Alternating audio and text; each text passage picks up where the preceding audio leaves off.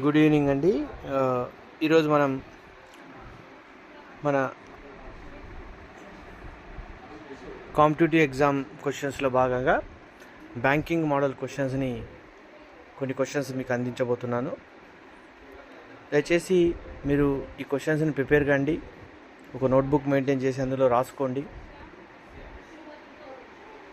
మనం ఇచ్చినటువంటి 25 క్వశ్చన్సే కాకుండా అలాంటి క్వశ్చన్స్ కూడా మనకు వేరే రకంగా అడగవచ్చు. వాటిని కూడా మీరు ఓన్గా ప్రిపేర్ చేసుకోవచ్చు. అయినప్పటికీ మనం సాధ్యమైనంత వరకు మనం ఇంపార్టెంట్ క్వశ్చన్స్ అందిస్తాము. మనం ఈరోజు బ్యాంకింగ్ మోడల్ క్వశ్చన్స్లో భాగంగా కొన్ని 25 క్వశ్చన్స్ మీకు అందివ్వబోతున్నాము. మొదటి ప్రశ్న, CRR stands for cash reserve ratio. ఇది reserve bank of India use చేసేటటువంటి ఒక టెక్నిక్. ఈ టెక్నిక్ ద్వారా మార్కెట్లో ఉండేటటువంటి లిక్విడిటీని కంట్రోల్ చేస్తుంది. ఎస్ఎల్ఆర్ స్టాండ్స్ ఫర్, ఎస్ఎల్ఆర్ అనగా స్టాట్యుటరీ లిక్విడిటీ రేషియో. అదేవిధంగా PLR stands for prime lending rate. Prime lending rate అనగా బ్యాంకులు మినిమం ఈ రేటుతో లోన్స్ ప్రొవైడ్ చేయాల్సి ఉంటుంది. అంతకంటే తక్కువ రేటుకు ఏ బ్యాంకులు కూడా లోన్లు ప్రొవైడ్ చేయడానికి లేదు. That is the minimum rate. అదేవిధంగా సిడ్బి అంటే small industry development bank of India.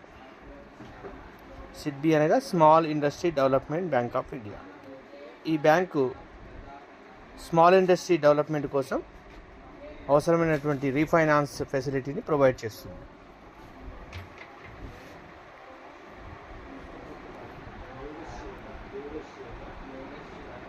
IFCI ఇది కూడా ఉన్నటువంటి ఒక financial institution. Industrial finance corporation of India. Next, sixth question, the rate at which RBI lends to banks called as a bank rate. ఏ రేటుకి reserve bank of India బ్యాంకులకి loans provide చేస్తుంది, ఆ రేట్ని మనం బ్యాంక్ రేట్ అంటాము. బ్యాంకులు తాము ఇచ్చే బ్యాంక్ రేట్తో పాటు అదనంగా కొంత మొత్తాన్ని ఛార్జ్ చేసి ఇంట్రెస్ట్ రేట్ రూపంలో కస్టమర్ దగ్గర నుంచి తీసుకుంటాయి. Seventh question, the minimum rate that commercial banks charge on their lending. Minimum rate ఇంత మెయింటైన్ చేయాల్సి ఉంటుంది. That rate is called as a prime lending rate. మరొక technique reserve bank of India వాడేది, eighth question, repo rate. Repo rate అనగా repurchasing option rate. Repo rate యొక్క definition కూడా మనం ఒక క్వశ్చన్ రూపంలో ఉంది. The rate at which RBI lends to commercial banks against securities called as a repo rate. Short term కోసము reserve bank of India commercial బ్యాంక్స్కి loans provide చేస్తుంది against the securities. ఈ రేట్ని మనం రెపో రేట్ అని పిలుస్తాం. ఐసిఐసిఐని stands for industrial credit investment corporation of India. ఇది 1955లో ప్రారంభించడం జరిగింది. అదేవిధంగా IDBI, industrial development bank of India. ఇది కూడా ఒక ఫైనాన్షియల్ ఇన్స్టిట్యూషన్. ఇది 1964లో ప్రారంభించడం జరిగింది. Cheque without crossing is called as a bearer cheque. మనకు చెక్ క్రాసింగ్లో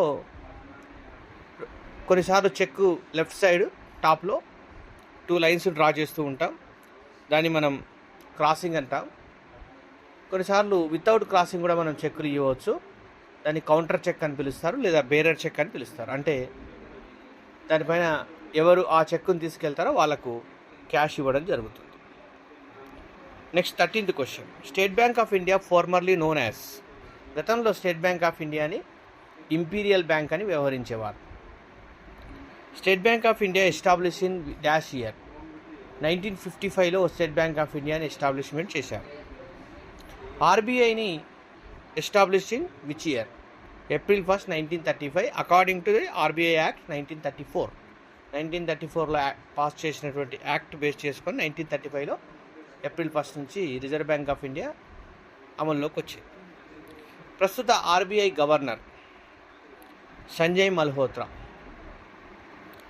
ఓడి ఇది కూడా బ్యాంకుకి సంబంధించింది. సాధారణంగా కరెంట్ డిపాజిట్దారులకు బ్యాంకులు ఓవర్ డ్రాఫ్ట్ ఫెసిలిటీ ఇస్తాయి. దీన్ని ఓడి అని పిలుస్తూ ఉంటాం.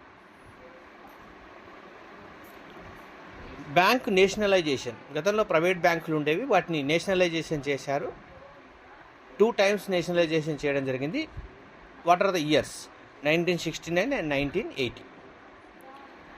21st question. Lead bank scheme. ఇది ఒక బ్యాంకులో ఒక పథకం, ఇది ఒక స్కీమ్. ఇది దీని ప్రకారంగా ప్రతి డిస్ట్రిక్ట్కి ఒక బ్యాంకును లీడ్ బ్యాంక్గా ఎంచుకుంటారు.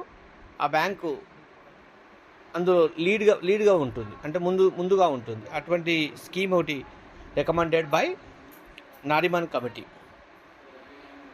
Next 22nd question. Number of banks nationalised in 1969. 1969లో ఎన్ని బ్యాంక్స్ని నేషనలైజ్ చేశారు? 14 బ్యాంక్స్. And 1980 6 banks.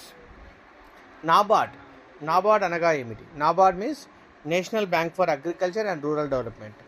కంట్రీలో అగ్రికల్చర్ మరియు రూరల్ డెవలప్మెంట్ను ఎంకరేజ్ చేసే ఉద్దేశంతో నాబార్డ్ని ఏర్పాటు చేశారు. నాబార్డ్ డైరెక్ట్గా ఇండివిజువల్ కస్టమర్స్కి లోన్లు ఇవ్వదు, బ్యాంక్స్కి రీఫైనాన్స్ ఫెసిలిటీ ఇస్తుంది.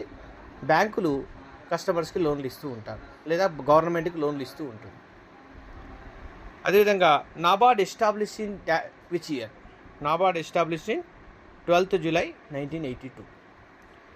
ఓకే అండి, these are the 25 questions we have framed as of now. మీరు దయచేసి ఈ ఛానల్ సబ్స్క్రైబ్ చేయండి, లైక్ చేయండి. మరికొన్ని ఇంపార్టెంట్ మోడల్ క్వశ్చన్స్ని మన వీడియో ద్వారా అందిస్తాము. మీ ఫ్రెండ్స్కి షేర్ చేయండి. ఈ క్వశ్చన్స్ మీకు జూనియర్ లెక్చరర్ జాబ్లో, డిగ్రీ లెక్చరర్ జాబ్లో, అదేవిధంగా ఎంకామ్ ఎంట్రన్స్లో మరియు ఇతర కామర్స్ రిలేటెడ్ కాంపిటేటివ్ ఎగ్జామ్స్లో ఉపయోగపడుతున్నాయి. దయచేసి ఛానల్ సబ్స్క్రైబ్ చేయండి. ఇప్పటివరకు సబ్స్క్రైబ్ చేయని వాళ్ళు లైక్ చేయండి, షేర్ చేయండి, మీ ఫ్రెండ్స్కి కూడా చెప్పండి. Thank you.